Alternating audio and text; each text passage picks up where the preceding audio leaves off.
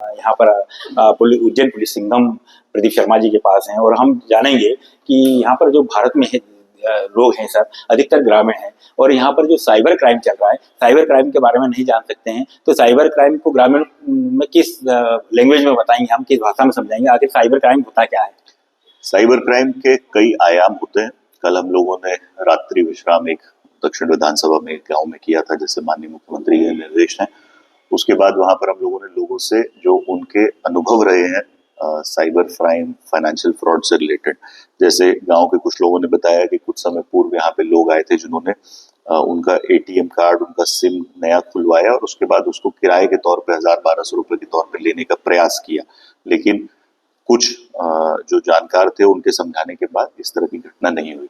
तो आजकल एक नया फ्रॉड चालू हुआ है जिसमें हमारे नाम से यूपीआई खाता खुलवा दिया जाता है, जिसमें हमारे फोन नंबर का यूज किया जाता है और उसमें 1000-1200 रुपए किराए के नाम पर वो लोग जो फ्रॉड करते हैं वो इस किराए को, उस अकाउंट को रेंट कर लेते हैं।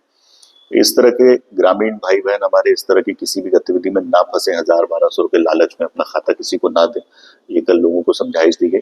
ऐसे ही आप लोगों ने कई बार देखा होगा कि बैंक से, बिजली विभाग से, जल विभाग के नाम पर इस तरह के एसएमएस आते हैं कि आपका कनेक्शन काट दिया जाएगा, इतना बकाया है और आप इस लिंक पर क्लिक करें, नहीं तो अभी आपकी बिजली काट दी जाएगी या पानी काट दिया जाएगा।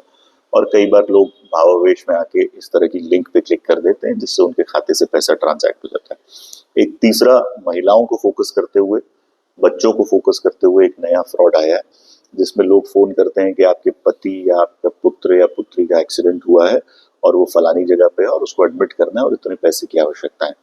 भावनाओं में बहकर हमारे घर की जो महिलाएं हैं, बहू बेटियां हैं, माताएं हैं, वो तत्काल उस तरह का यूपीआई से फाइनेंशियल ट्रांजैक्शन कर देती हैं। इस तरह के जो फ्रॉड सामान्य लोगों के साथ किए जा रहे हैं, डिजिटल अरेस्ट के बारे में लोगों को अवगत कराया गया कि डिजिटल अरेस्ट नाम की कोई भी चीज भारतीय कानून में एग्जिस्ट नहीं करती है। तो इस तरह के जो अवेयरनेस प्रोग्राम्स हैं हमारे साइबर सेल द्वारा, थानों द्वारा, माननीय मुख्यमंत्री जी के निर्देश के बाद अभी प्रत्येक थाने में साइबर हेल्प डेस्क खोली जाएगी। इसके अलावा जगह जगह पे जागरूकता अभियान चलाए जा रहे हैं। अभी हम लोगों ने एक नवीन प्रयास और किया है जिसमें हमारे उज्जैन के जितने इन्फ्लुएंसर्स हैं उनको इन्वॉल्व कर रहे हैं और उनके शॉर्ट फिल्म्स वगैरह हम लोग बनवा रहे हैं जिससे उसको प्रचार प्रसार किया जा सके। सर, जहाँ तक हमारी टीम ने एनालिसिस किया है, भारत में यदि देखा जाए तो लगभग 20,000 सिम अलर्ट हुई है। उसमें से मध्य प्रदेश में करीबन 3,000 के ऊपर सिम अलर्ट हुई है और जबकि चलाईमान आजकल तो सिम यदि ऑनलाइन लेते हैं तो फोटो डिजिटल लगाया जाता है, वहाँ पर जो सिम करता है वो जाता है, लेकिन फिर ये सिम कैसे फर्जी हो जाती है, कैसे डॉक्यूमेंट? कई बार इसमें जो सिम ऑपरेटर्स होते हैं वो भी इसमें बदमाशी करते हैं, जो दुकानदार होते हैं। जैसे अभी आपको याद होगा करीब महीने 1.5 महीने पहले हमने इसी तरह के एक नेटवर्क को ध्वस्त किया था जिसमें नागदा से हमने 2 लोगों को गिरफ्तार किया था। जब आप सिम खुलवाने जाते हैं तो वो एक की जगह आपके 2-3 बार फोटो ले लेते हैं, ये कहते हुए कि नेटवर्क ब्लॉक हो गया, नहीं अलॉटमेंट हो पाया, और उस 2-3 सिमों के माध्यम से वो आपको तो एक ही सिम उपलब्ध कराते हैं और 2-3 आपके नाम से फर्जी सिम वो करा देते हैं, इशू करा देते हैं और वो इस तरह का रेंट आउट कर देते हैं। इस तरह का एक नेटवर्क हम लोग ऑलरेडी हमारे उज्जैन में और नागदा में ध्वस्त कर चुके हैं। ये नेटवर्क कहीं जगह ऑपरेट करता है, तो हम लोग को ये ध्यान रखना पड़ेगा कि जब हम सिम अपने लिए इशू कराने जाएं तो जब वो डिवाइस से फोटो लेते हैं या फिंगरप्रिंट लेते हैं तो वो एक ही बार लें। अगर दोबारा लेने का बोलते भी हैं तो पहले हम ये चेक कर लें कि जो पहला हमने एप्लीकेशन दिया है उसमें डिनाइड हो गया है या नहीं हुआ है। सर, बहुत बार ऐसा होता है कि अचानक फोन आता है और बताता है कि आपके बेटे को यहाँ पर अरेस्ट कर लिया गया है, इस केस में अरेस्ट किया है, अन्य अन्य प्रकार के केस बताते हैं। तो उस केस से बचने के लिए इनको पास पूरा डाटा कैसे जाता है, पूरी डिटेल जानकारी कैसे दे देते हैं? देखिए कि ये एक बहुत ही सोफिस्टिकेटेड तरीका होता है। हम सब भारत के नागरिक हैं। भारत में जो परिवार के बीच की बॉन्डिंग है वो बहुत क्लोज होती है। लोग जानते हैं कि अगर हम ये कहेंगे कि पिता का एक्सीडेंट हो गया है या आपके पुत्र को इस मामले में अरेस्ट कर लिया गया है तो लोग तत्काल पैनिक कर जाएंगे, और ये जो पैनिक है इसी बात का ये लोग फायदा उठाते हैं और खुद ही हमारे लोग उस भावनाओं में बहकर जानकारियां उपलब्ध करा देते हैं।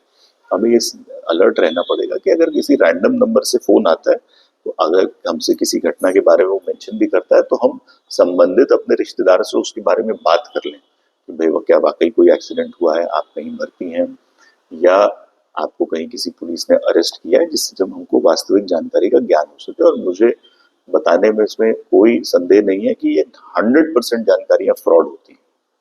सर, इन अपराधों से बचने के लिए हमारे चैनल के माध्यम से आम जनता से क्या अपील है?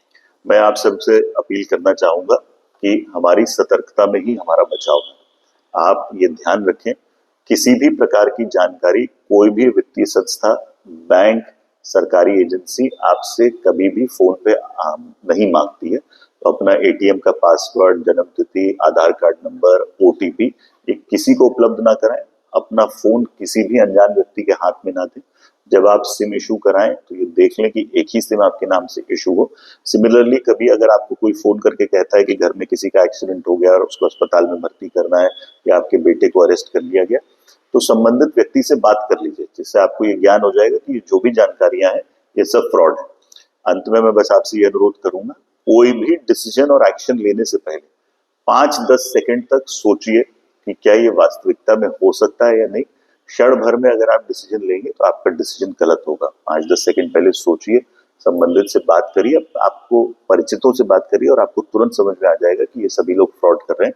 ये हमारे पैनिक बटन को प्रेस करते हैं, हम पैनिक करते हैं और उसी बात का लोग फायदा उठाते हैं।